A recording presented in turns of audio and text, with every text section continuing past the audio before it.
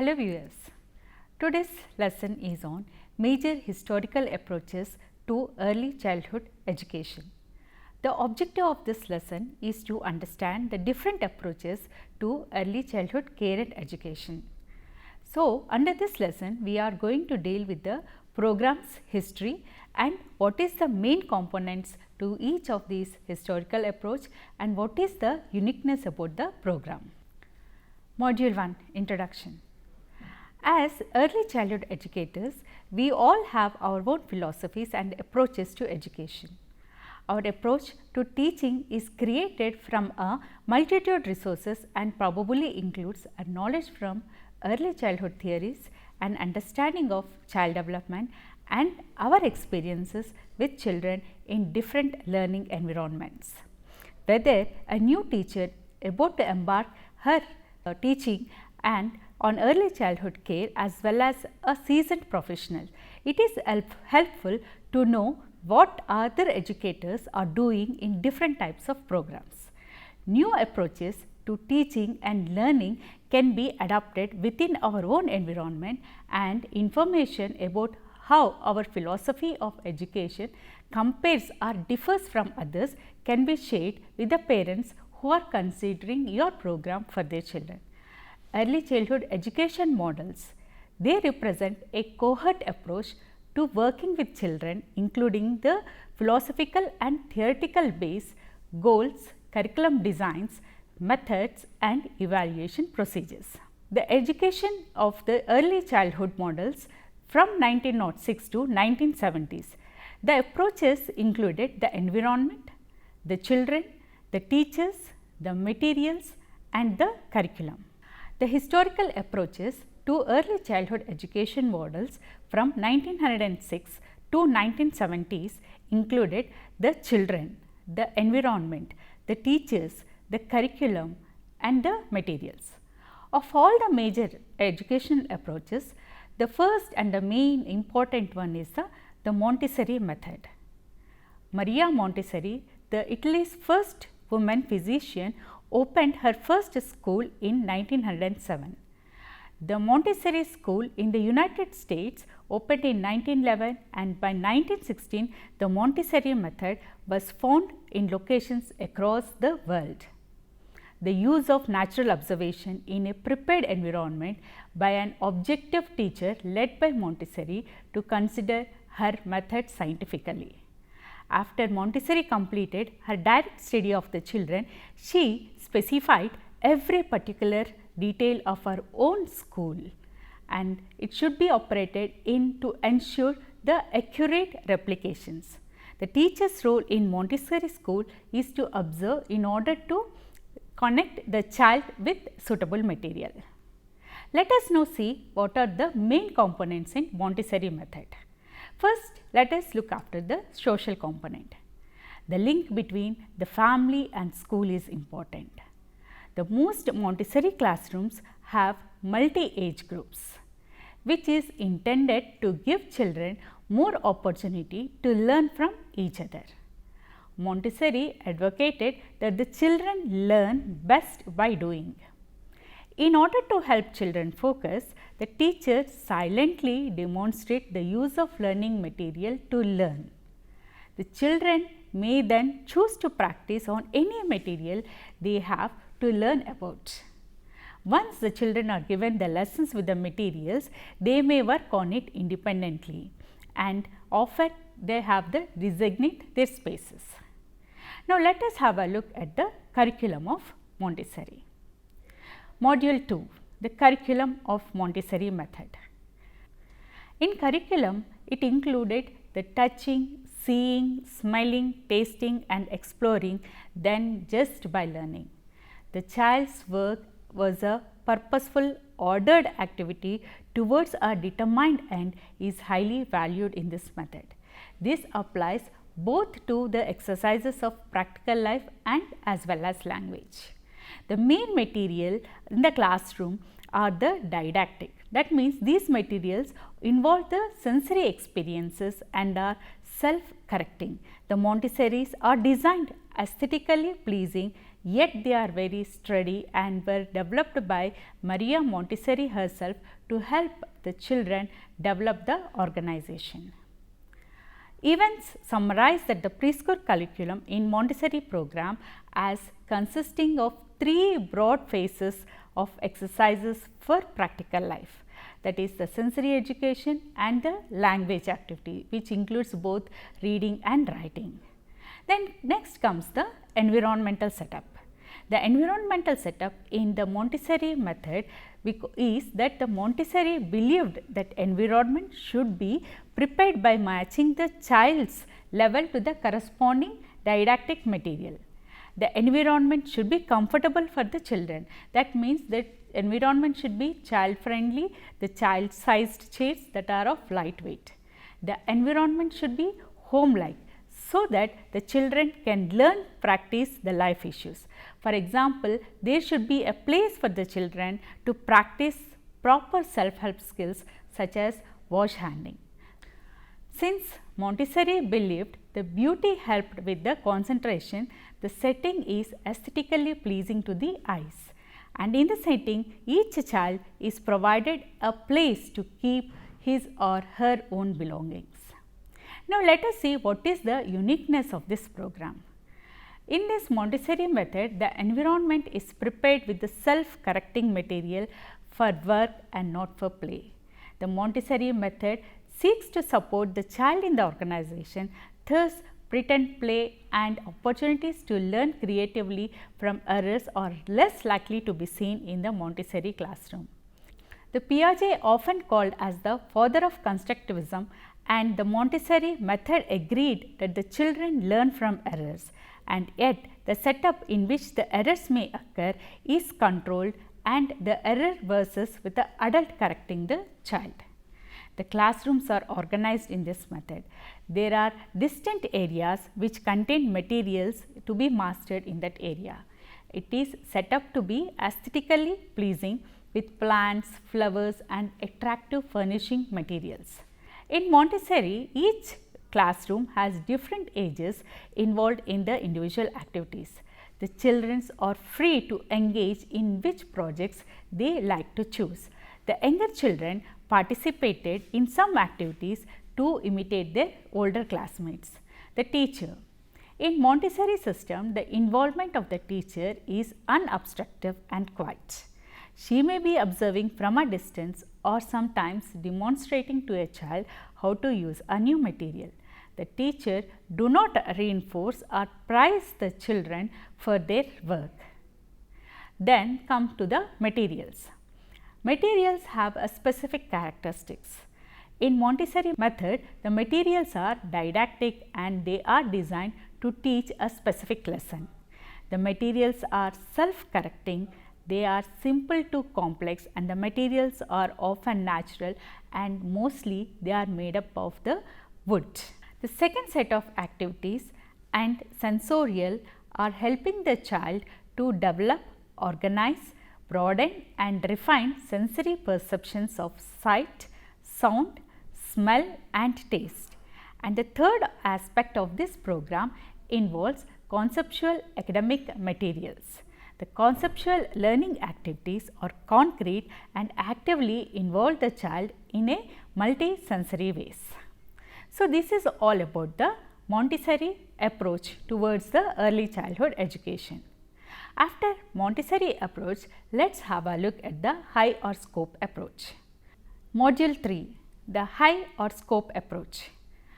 The high or scope was founded in 1970 by the work of the Dave Weikart and Coney, who worked on the Perry Preschool project. This project was initiated in the year 1962 and involved the teachers working with the children from the age group of 3 to 4 years old. A few hours a day at a school and attending the staff meetings and making the weekly home visits. The program was developed with the idea that early childhood education can prevent the school failure in high school students and from some of the poorest areas. The peri-preschool program is one of the few longitudinal studies in early childhood education field, and it has got a significant findings. For instance, compared with a matched control group, the children that were a part of this peri-preschool program had significantly more high school graduates and fewer under dropouts. Although both constructivism and Montessori method involved learning by doing, there are significant differences. In Montessori, for instance, the didactic self-correcting material are specifically designed to help prevent the errors. The children here learn by repetition instead of the trial and error method. The role pretended to of play is also different in these two methods. In high or the scope, the children's creative exploration is encouraged, and this sometimes led to the pretend play, while in Montessori the practical life work that relates to the real world is stressed.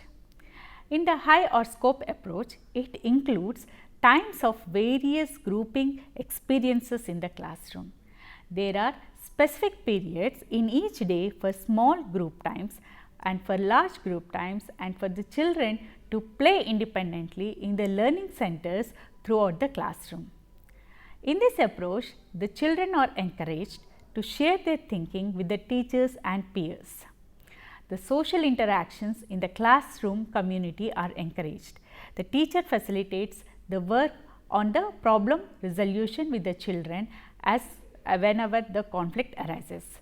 When the child talks, the teacher listens and asks open-ended questions.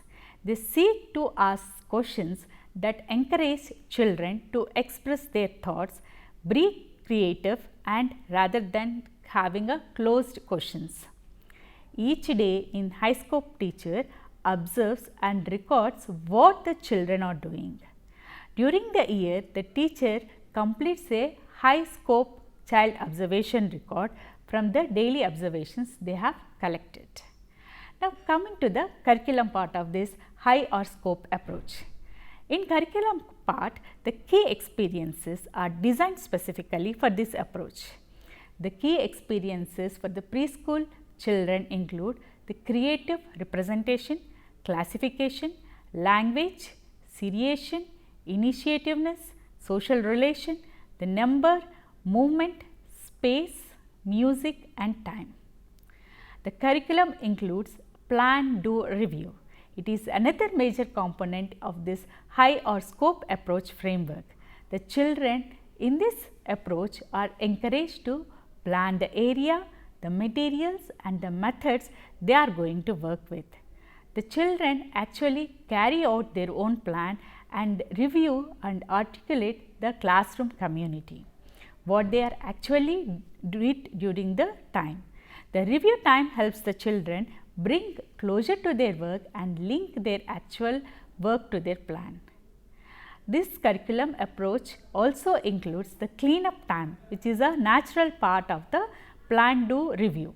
The children are given a sense of control by cleaning up. Representative labels help the children to return the material to the appropriate places. The high or the scope classrooms has a consistent routine. The purpose of resulting in predictability is to help the children understand what will happen next and encourage them to have more control in their classroom. The environmental setup. The environmental setup in high or the scope approach is the material rich learning environment. The location of classroom material are labeled to help the children learn organizational skills. The materials are set up so that they are easily accessible at a child's level, and this helps the children to actively explore the material and the environment. The teacher sets up the classroom areas purposefully for the children to explore, build social relationship and often with a well defined areas for different activities. This is about the high or scope approach. After the Maria Montessori method of early childhood education and high or scope approach towards early childhood education, let us now look at the another important historical approaches to the early childhood education. Module 4, the Reggio Emilia approach. It was started by the Loris, who was the teacher himself, and the parents around the Reggio Emilia in the Italy during the World War II. The philosophy of this approach: children must have some control over the direction of their learning. The children must be able to learn through experiences of touching, moving, listening, seeing and hearing. The children have a relationship with other children and with the material items in the world that the children must be allowed to explore. The children must have endless ways of opportunities to express themselves. The components of this approach includes cooperation and collaboration. These are the terms that stress the value of revisiting the social learning. First, the children become a members of community that is working together, which is nothing but a cooperation. Once there is a foundation of trust between the children and adults, the constructive conflict may be helpful in gaining the new insights, which is nothing but the collaborations. Though the co-construction refers to the fact that the meaning of experiences is often built in a social context. The teacher has a special training which is supporting the curriculum and the development of the children and other faculty members. In each of these Reggio Emilia primary schools, they are built as a part of the carefully planned support system. The teacher is a part of this carefully planned support system and the school community has a connection between them. Coming to the curriculum part, one of the special features of this approach is called as a documentation. Documentation is a sophisticated approach to purposefully using the environment to explain the history of the projects and the school community. It does not simply refer to the beautiful classroom artwork commonly found throughout the schools. And even though it is often incorporates the concrete examples of both the process and the products that are a part of child's education, it is more than just that. It is a fundamental way of building the connections. Co-construction increases the level of knowledge being developed. This occurs when active learning happens in conjunction with working with others, that is, having opportunities for the work to be discussed, questioned and explored. The questions facilitate more connection and extension. There is an opportunity to bring in different expertise. Thus, to facilitate co-constructions, the teacher needs to be aggressively listening and foster the collaboration between all the members of the community whenever possible. The real learning takes place when they check, evaluate and possibly add to the child's work. The long-term projects are studies that encompass the explorations of teachers and children. The flow charts are organized systems of recording the curriculum, planning and assessment based on the ongoing collaborations and after a careful review. The portfolios are collection of the child's work that demonstrates the child's efforts, progress and achievement over the time. Now, let us see the environmental support. The environment is similar to that of the Maria Montessori method. Like in Montessori, it is believed that beauty helps the children with the concentration and the setting is aesthetically pleasing. In this approach, the environmental is like a home-like approach. The home-like atmosphere is designed to help the children feel comfortable and learn the practical life issues. Each child provided a place to keep her own belongings and documentation is a major part of this environmental setup, which illustrate both the process and the product. In documentation, the child is seen as an individual, but also in relationship with the group with various possibilities for the individual. Next comes to the environment. Environment in this approach is aesthetically pleasing, comfortable and is a center of learning. There are places which allows the children to work with few children, a large group and sometimes with the teacher alone. they have a special studio or workshop which is used in documenting the child's work, transcript of their descriptions and photographs of their activities and representation of their projects. Next comes the teacher. The teacher is a co-explorer in the learning experiences with the children, and the teacher provokes ideas, the problem solving and conflict resolution to take ideas from the children and return them for further exploration. To organize the classrooms, it is accessible and interesting to the child, and the documentation of the children is in progress. The curriculum. The central part of the curriculum concept in this approach is the project, because through the project the child will be able to explore a concept or a topic and will be able to deal in small groups. The projects are usually done in artwork, and when they do art, they learn to draw and formulate their own concepts. This is about the Reggio Emilia approach towards the early childhood education. After this, let us look after the fifth approach, or the world of education. The world of education. This is based on the profound understanding of human development that addresses the needs of a growing child. The world of teachers strive to transform education into an art that educates the whole of the child, the heart and the hands as well as the head. The environment in this approach. The first thing you may notice when you enter this world of school is that the care given to the building. The walls are usually painted in a lively colors and adorned with students' artwork. The evidence of students' activity is everywhere to be found, and every desk holds a uniquely created main lesson book.